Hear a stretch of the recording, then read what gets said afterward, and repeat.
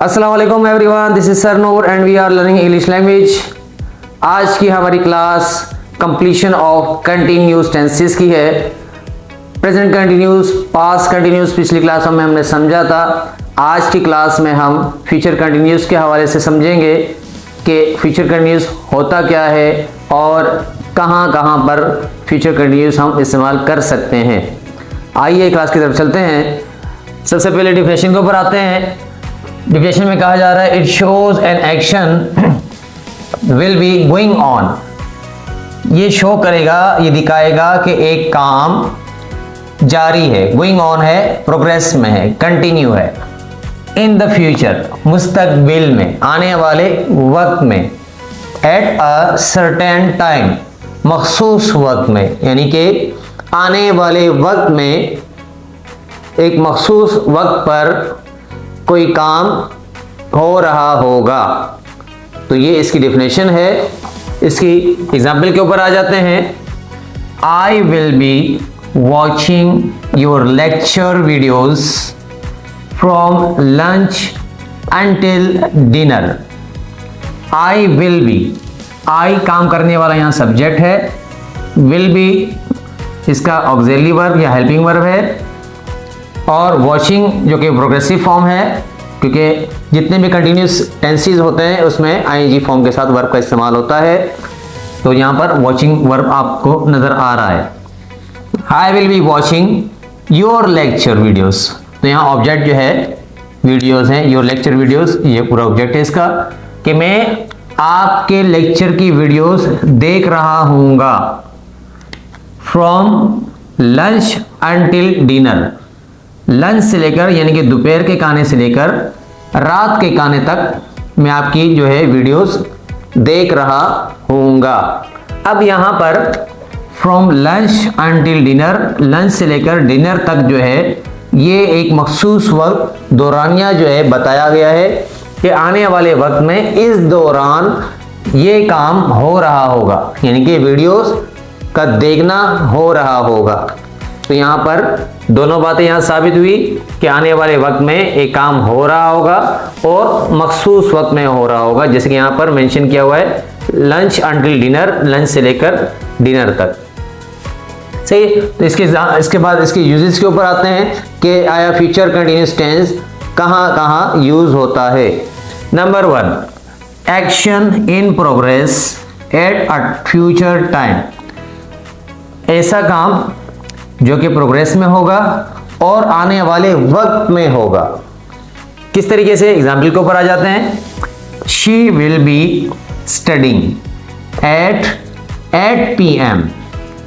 She will be studying, वो पढ़ रही होगी, एट 8 PM, रात के 8 बजे।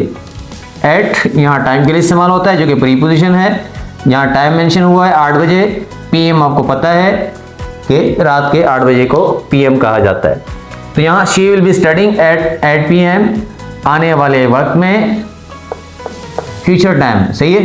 तो आने वाले वक्त में 8 बजे वो पढ़ रही होगी। तो यहाँ पर एक्शन हो रहा है फ्यूचर के लिहाज से, जो कि इसकी यूज के बारे में बता रहा है कि प्रोग्रेस में भी होगा और फ्यूचर टाइम के हवाले से होगा, यानी कि 8 बजे पढ़ रही होगी। फॉर एग्जाम्पल अभी 4 बज रहे हैं असर के, तो बाद में जो है रात को, क्योंकि 8 बजे फ्यूचर, अभी 8 बजे नहीं है, आज रात को बात हो रही है, तो फ्यूचर के हवाले से बात हो रही है, तो इसलिए 8 बजे वो काम हो रहा होगा, यानी कि वो पढ़ रही होगी। नेक्स्ट इसका यूज क्या है, प्रिडिक्टिंग प्रेजेंट और फ्यूचर इवेंट। प्रिडिक्टिंग कहते हैं पेशन गोई करना, यानी कि एक काम हुआ नहीं लेकिन आप अपने तजुर्बे से या अपने सोच के मुताबिक, थिंकिंग के मुताबिक बता रहे हैं कि आने वाले वक्त में ऐसा हो रहा होगा, ऐसा हो रहा होगा। सही। ये प्रेजेंट के हवाले से भी हो सकता है और फ्यूचर के हवाले से भी हो सकता है। किस तरीके से, एग्जाम्पल के ऊपर आ जाते हैं। The train will be living at 6 PM। The train will be living at 6 PM।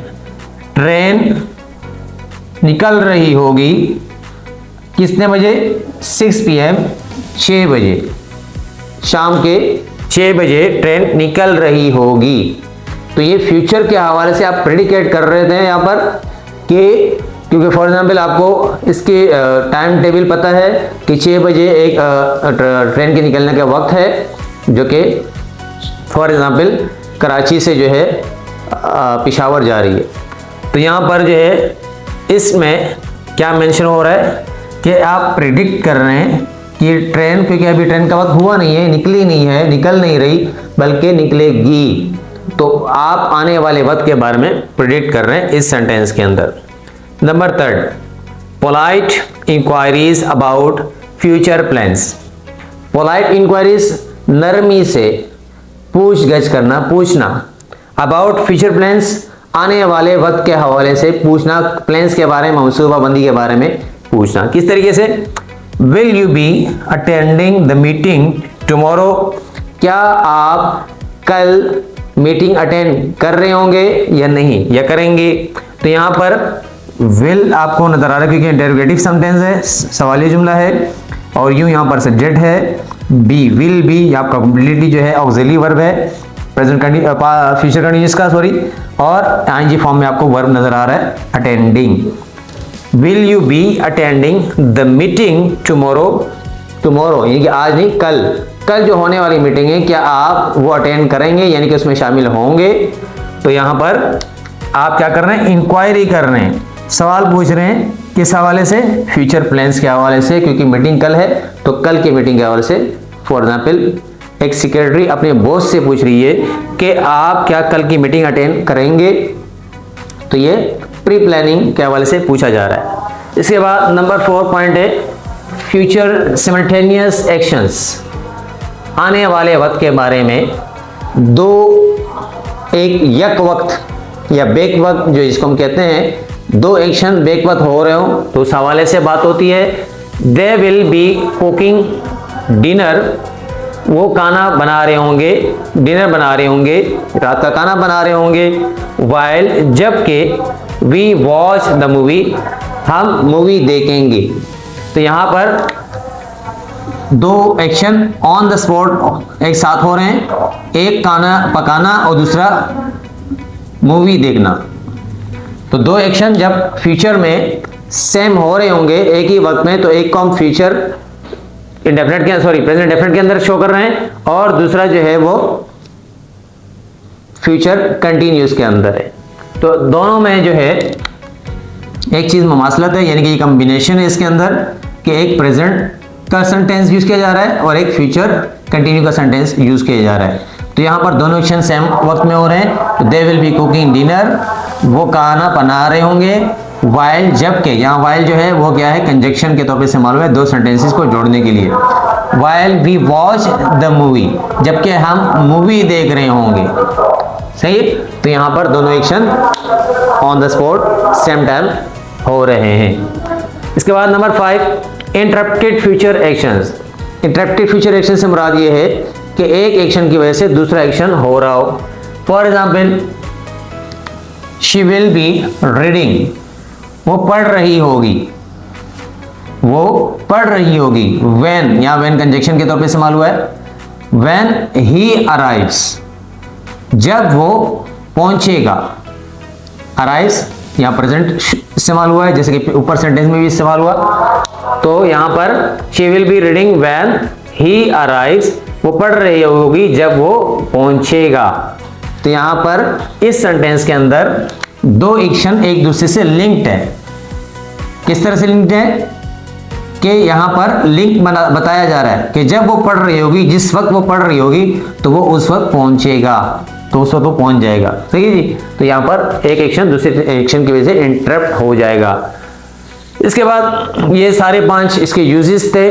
कुछ टाइम एक्सप्रेशंस हैं जो कि सेंटेंस के में अगर यूज हो तो आपको ये बताएंगे कि ये फ्यूचर कंटिन्यूस के बारे में बात हो रही है या फ्यूचर के बारे में बात हो रही है, क्योंकि कुछ एक्सप्रेशंस होते हैं जो फ्यूचर को एक्सप्रेस कर रहे होते हैं। फॉर एग्जाम्पल यहाँ कुछ मैंने यहाँ नोट करके आपको लिखा है ताकि आप जो है इसको अगर सेंटेंस में जज करें, कहीं नजर आए तो आपको, तो आप उसको समझ सकें कि ये सेंटेंस जो फ्यूचर के बारे में बात हो रही है इसमें। इन द फ्यूचर, आने वाले वक्त में। अगर कोई ऐसा वर्ड है तो आप फौरन से समझ जाएंगे, क्योंकि ये फ्यूचर से बिलोंग करता है ये सेंटेंस। इसी तरीके से नेक्स्ट वीक, नेक्स्ट वीक आने वाले हफ्ते में। नेक्स्ट टाइम, फिर कभी, अगली दफा। नेक्स्ट ईयर, अगले साल। At this moment, next year, इसी लम्हे लेकिन अगले साल। एट दिस टाइम, टुमारो, इसी टाइम लेकिन कल, आने वाले कल में। एट 5 PM टुमारो, 5 बजे कल।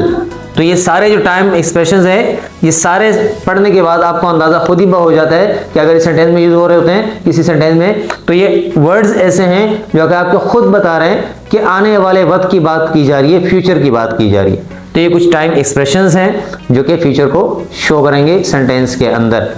तो आज हमने जो है फ्यूचर इंडेफिनिट फ्यूचर कंटिन्यूस के बारे में समझा कि फ्यूचर कंटिन्यूस होता क्या है, डेफिनेशन समझी, इसके एग्जाम्पल को भी समझा, इसके बाद इसके 5 यूजेस थे उसको भी डिस्कस किया, प्लस टाइम एक्सप्रेशंस को हमने आज डिस्कस किया।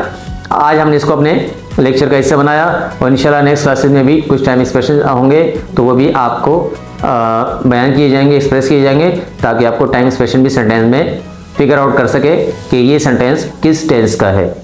आज की क्लास यहीं तक रखते हैं, तब तक सरनूर को इजाज़त दीजिए। शाद रहें, आबाद रहें, अल्लाह हाफिज़।